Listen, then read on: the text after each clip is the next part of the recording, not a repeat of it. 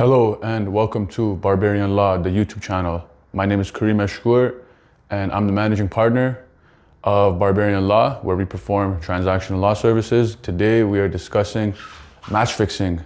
I discussed it a little bit a couple of videos ago, but we want to go more in depth about how they actually fix games. This is a very big issue because in Canada now sports betting is legalized. So you have a global sports betting ecosystem with a lot of big companies that are paying out a lot of funds and also taking in a lot of money from a lot of young men, especially. So young men are particularly susceptible to gambling and can get addicted. So my goal here is to provide you some reasons why you should not gamble, is because there's some variables that determines who wins a game other than who plays better. So there's some variables that you might not factor in when you decide who you bet on. So this is why I want to discuss. So in Canada, there's actually no law against match fixing. So usually the government has some protections in place to protect you from nefarious actions and actors. However, Canada does not have a rule against match fixing. So there's no court that you can actually go to if you lose your money to say, hey, this was fixed. There's actually no recourse for you. All right. Next, we're going to talk about the global betting ecosystem. Is you have companies like Bet365, FanDuel, DraftKings, etc. And if you make a lot of money, what these companies do is they compare notes. So let's say you have some insider information and you can cash in on that. If you bet on multiple different apps, it will be an anomaly or an outlier that the sportsbook then highlight and red flag to the authorities and within themselves. So FanDuel, Sportsbook, DraftKings, all these companies, they work together to catch the cheaters. So there's actually not much room to beat the system, where the system can beat you. So one of the problems with athletes who try to gamble is that they think they can win against the house. The house always wins. So people who are very competitive and think they can win and they're trying to win, eventually you're gonna lose. So next, we're going to talk about the potential for money laundering in gambling. So whenever you have large amounts of, especially cash, like at the casino, you have a chance that money laundering, organized crime, drug dealers potentially could be using that as ways to launder money.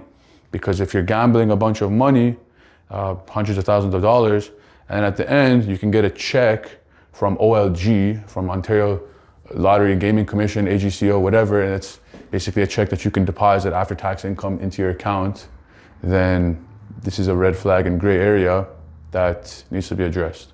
So now we're going to talk about some examples of how games can be fixed. So the first way it would be fixed is bribery. If you bribe one of the players or one of the referees, you have a good chance to win. This happened in the 2006 World Cup, where Ghana was playing Brazil, and Ghana had a good team, but there's not much chance for them to beat Brazil. And even if they tried their best, they may have had a chance.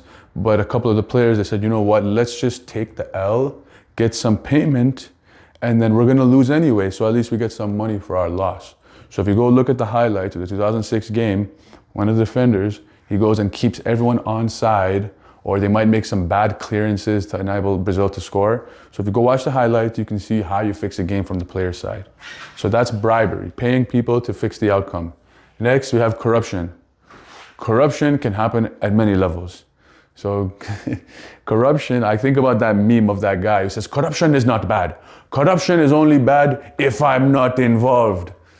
So corruption would be examples of corruption.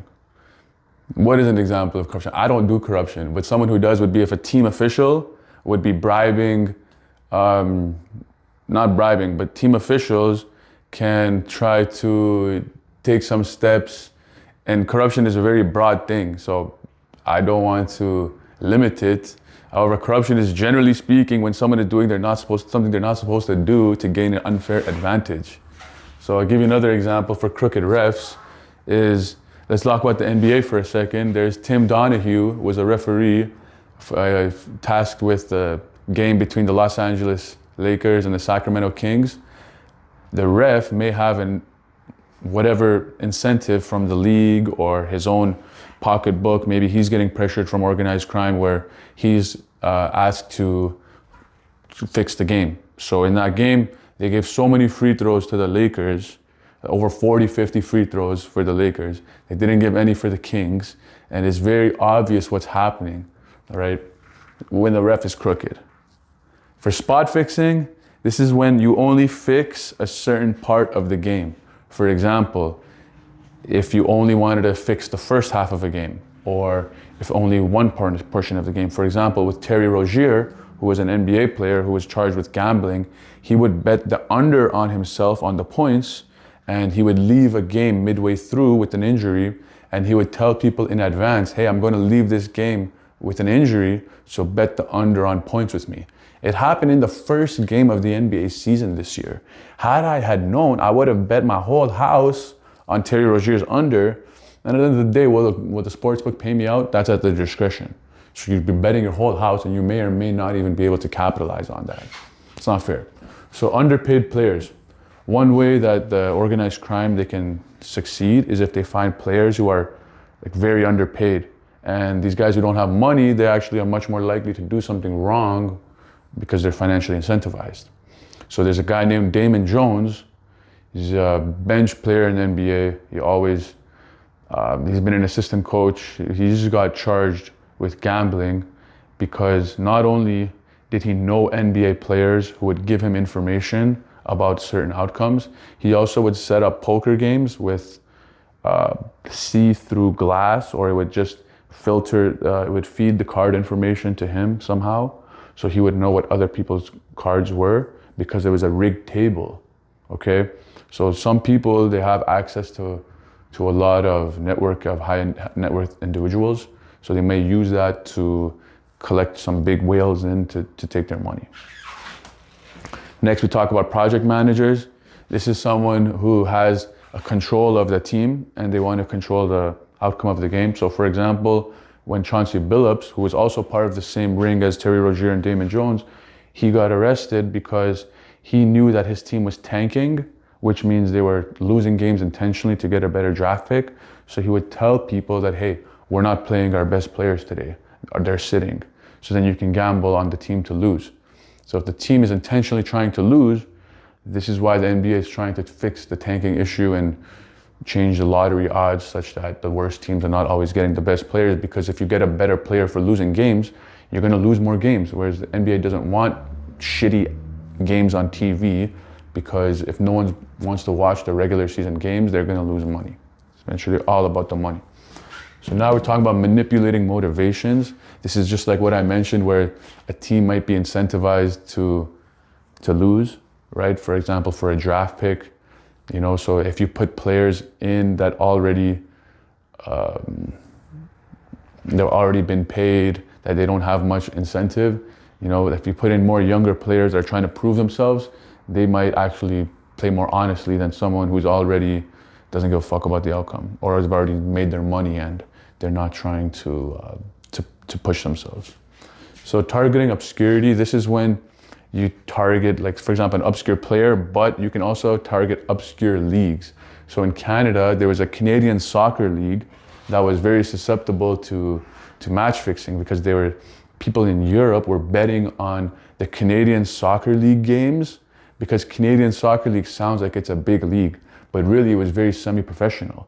So the semi-professional athletes, they're not making much money. So if you give them $15,000, $30,000 to score an own goal or do a handball for a penalty, they'll take it, right? So targeting, so it's the same thing as like how people go and gamble on like ping pong in Asia, or indoor soccer under 16s. Like you can go on these apps and bet on anything. So now the question is, well, what if the games are rigged and the apps are just trying to take your money? So it's all kind of a conspiracy to take your money. So now that we've discussed the stakeholders, how players, coaches, team officials, and even leagues can manipulate the money, the moral of the story is they're trying to find ways to take your money. So do not gamble. It's a bad habit. Unless if you have insider information, there's no point to bet on something which you don't know the outcome. Okay? So I hope you guys listen to my advice and I'll see you next time on the next episode of the Barbarian Law YouTube channel. Please like and subscribe, leave a comment, and let me know if you have any ideas for our next video.